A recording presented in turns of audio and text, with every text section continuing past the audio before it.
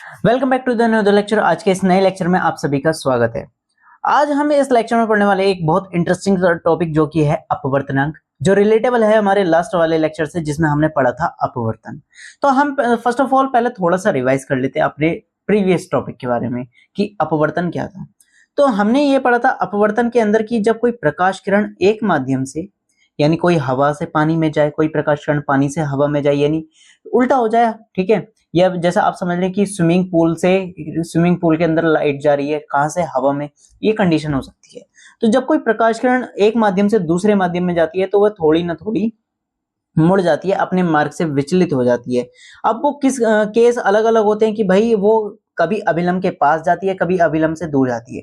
अगर कोई प्रकाश किरण विरल माध्यम से सघन माध्यम में जाती है तो वह अभिलंब की ओर झुक जाती है। अगर वह सघन माध्यम से विरल माध्यम में जाएगी तो वह अभिलंब से दूर हट जाएगी। आप इस तरीके से समझेंगे कि अगर कोई प्रकाश किरण क्या कहते हैं हमारे हवा से पानी में जाती है तो वह अभिलंब के पास चली जाएगी, थोड़ा सा झुक जाएगी, यानी हमें थोड़ा सा अलग महसूस होगा। वहीं अगर जो प्रकाश किरण है वो पानी से हवा में जाए, ठीक है, तो वह अभिलंब से दूर हट जाएगी और हमें वस्तु ऊपर उठी हुई दिखाई देगी। आप इस तरीके से समझेंगे, ठीक। फिर उसके बाद हमने अपवर्तन के नियम पढ़े थे। अपवर्तन के नियम में क्या पढ़ा था कि भाई जो आपतित किरण है यानी आने वाली किरण, अपवर्तित किरण जिसका अपवर्तन हुआ है, उसके बाद जाने वाली किरण जो है, ठीक है, तथा अभिलंब, तीनों एक ही तल पर स्थित तो होते हैं, तीनों एक ही सरफेस पर होते हैं, कुछ इस तरीके से, ठीक।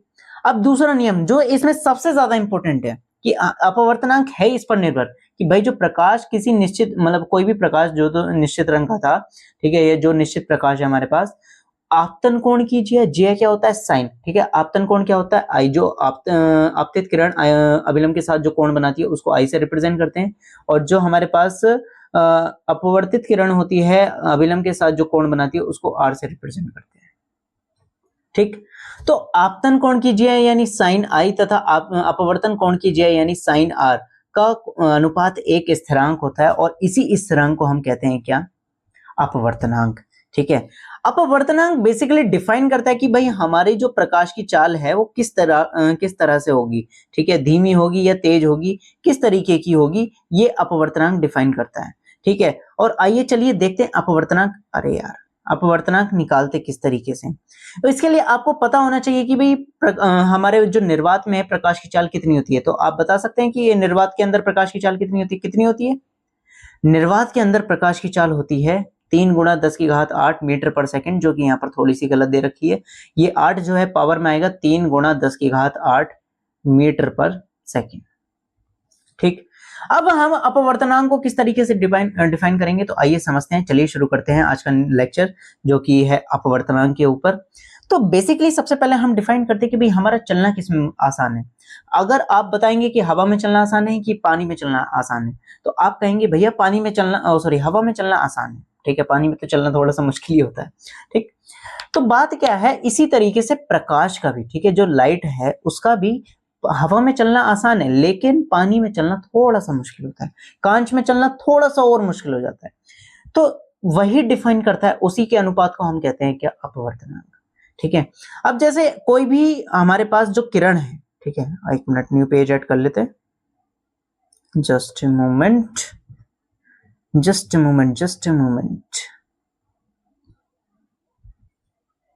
ठीक है।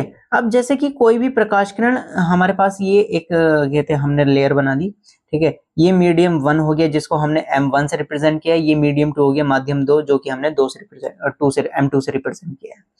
पहला वाला मीडियम हम एयर मान लेते हैं और दूसरा वाला मीडियम हम वाटर मान लेते हैं, ठीक है। कंडीशन क्या होगी, जब भी कोई प्रकाश किरण, एयर जो है उसमें चलना आसान है और पानी में चलना मुश्किल है, यानी एयर जो हो गई हमारे पास विरल माध्यम हो गई और जो हमारे पास पानी हो गया वो क्या हो गया, सघन माध्यम। कंडीशन इतनी याद रखेंगे।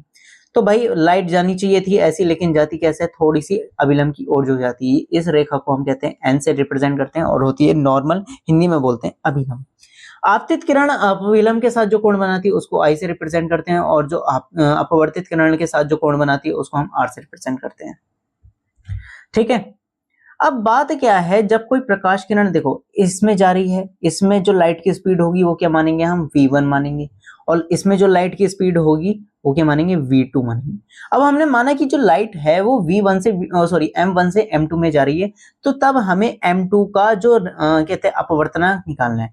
किसका निकालना है, m2 का, यानी माध्यम 2 का निकालना है, यानी दूसरे माध्यम का निकालना है। किसके सापेक्ष, किसके अगेंस्ट निकाल रहे हैं, पहले वाले के कंपैरिजन में निकाल रहे हैं।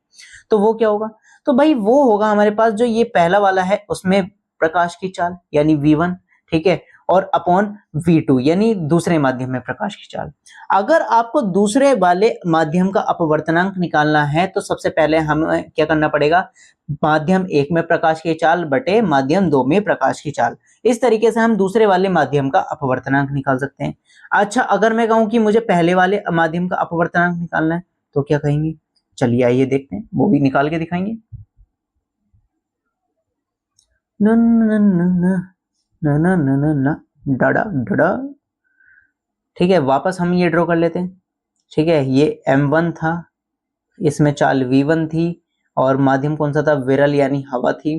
ठीक है, दूसरा माध्यम हमारा जानी थी इस तरीके से, चलिए इधर गई, ये I है, ठीक, ये R है, ठीक। और फिर इसके बाद इसको हमने m2 से रिप्रेजेंट किया था और इसमें स्पीड जो थी v2 थी। आइए अब शुरू करते हैं। हमें अगर निकालना है माध्यम 1 का अपवर्तनांक, किस तरीके से निकालेंगे, जो हमें निकालना है, जिस माध्यम का अपवर्तनांक निकालना है उसको पास में लिखेंगे। ठीक है, माध्यम 1 का निकालना है, किसके अगेंस्ट निकालना है, दूसरे के अगेंस्ट निकालना है। ठीक है, हमेशा दूसरे के अगेंस्ट रहना है। तो हमारे पास में क्या हो जाएगा, अपवर्तनांक क्या हो जाएगा, तो जो दूर वाला है उसको सबसे पहले लिखेंगे v2 यानी माध्यम 2 में प्रकाश की चाल, फिर उसके बाद v1 यानी माध्यम 1 में प्रकाश की चाल। तो कहने का मतलब यह है, अगर आपको अपवर्तनांक निकालना है तो जिसका अपवर्तनांक निकालना है उसको n के पास लिखते हैं और जिसके अगेंस्ट निकालना है उसको कहते हैं n से दूर लिखते हैं।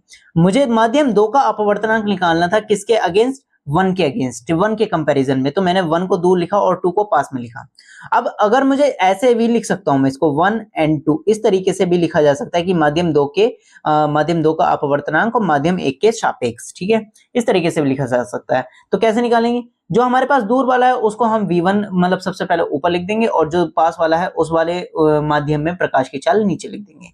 ठीक है, जिसका निकाल रहे हैं, मतलब जिसका निकाल रहे हैं उससे हमें डिवाइड करना है जिसके लिए निकाल रहे हैं। तो v1 के अगेंस्ट निकाल रहे हैं, उसके सापेक्ष निकाल रहे हैं, तो वो v1 हो जाएगा अपॉन v2 हो जाएगा। ठीक, इसी तरीके से हम इसको लिख सकते हैं। इसके अलावा हम इसको किस तरीके से लिख सकते हैं, 2n1 लिख सकते हैं। ठीक है, तो बात क्या है, हमें जो हमारे पास दूर है उसका उसमें प्रकाश की चाल यानी v2 में प्रकाश की चाल, और जिसके लिए निकाल रहे हैं अपवर्तनांक उसमें प्रकाश की चाल, इजीली हमारा निकल जाएगा। ठीक है, इसको 1 मान लेंगे। अब इसके बाद अब आ जाते हैं हम वापस अपने टॉपिक पर, बिना किसी बात के आइए शुरू करते हैं। अरे यार, कितना पढ़ लिए, ज्यादा पढ़ लिए क्या, दिमाग काम करना बंद हो गया। तो चलिए देखते हैं।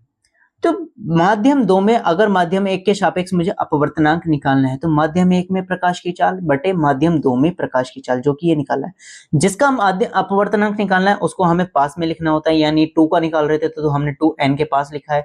जिसके सापेक्ष निकाल रहे होते हैं उसको हम दूर लिखते हैं, यानी 1 हमने दूर लिखा था। अब जिसमें माध्यम में प्रकाश की चाल है, सबसे मतलब जो माध्यम में प्रकाश की चाल है जिसका सापेक्ष निकाल रहे हैं सबसे पहले उसमें लिखेंगे यानी v1। ठीक है, फिर उसके बाद v1 अपॉन मतलब v2। इस तरीके से हम क्या है इसको कैलकुलेट कर सकते हैं। अगर मुझे जस्ट इसका अपोजिट करना हो तो क्या कंडीशन होगी, जो कि हम देख के भी आ चुके हैं, कर चुके हैं, कोई दिक्कत नहीं है।